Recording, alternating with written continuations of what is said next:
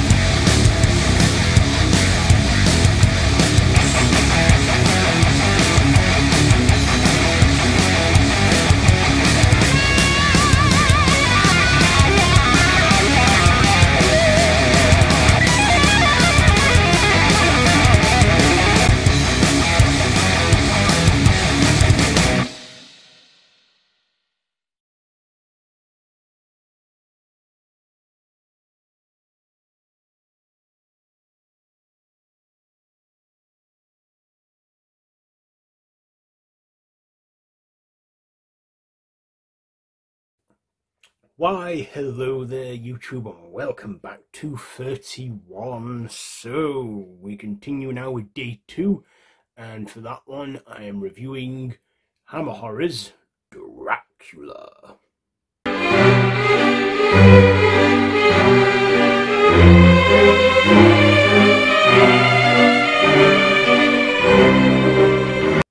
So, it's Cushing and Lee week, where throughout this 6-day week, I'm reviewing, Peter Cushing and Christopher Lee films.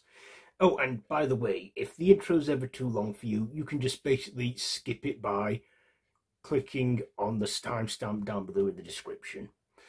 So, yes, Dracula. So this is obviously based on the work by Bram Stoker. I'm assuming this got the estate of Bram Stoker's approval, given that Dracula hadn't quite entered the public domain yet. So in this, basically, you know the story. Jonathan Harker goes to Dracula's house. Dracula welcomes him, or his castle, or whatever, or in this case his house. And, of course, purchases some estates, but we all know that he's after fresh blood for a new bride. And, of course, Dr. Van Helsing, played by Peter Cushing, comes in to stop him, and they have some brawls here and there. And of course, kills Dracula. Well, assumedly kills Dracula, but we know that he ended up coming back in various sequels. One of them, Prince of Darkness, he didn't say a single word at all as Dracula, but in this one he does have lines. However, he only has lines when he's talking, but when he's got his fangs in, he's not speaking a word at all. That's because when he wore the fangs, he obviously found it difficult to talk with them in, so he never had the fangs in when he spoke, because, like I just said, made it difficult for him to talk. But good makeup effects and a good look on Christopher Lee as Dracula. I think he did one of the best portrayals of the Count since Bela Lugosi did in the 1931 film, and we'll get to them. We've got a whole week of that coming, not this week, I think the week after. So, yeah, Christopher Lee, big thumbs up for me on that look. Peter Cushing as Van Helsing, he just had the charisma and the chops to pull it off, and he did. And, that's what I liked about these two, Peter Cushing and Christopher Lee.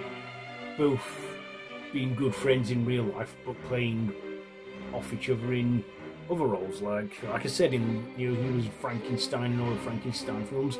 Christopher Lee was the creature in all the Frankenstein films, and in these ones, Peter Cushing was Van Helsing, and Christopher Lee was Dracula. I also loved the vintage cinematography we got as well, and the classic setting and stuff. I just like these old Hammer Horror movies, all made in Pinewood Studios, which I think is the British equivalent of Hollywood.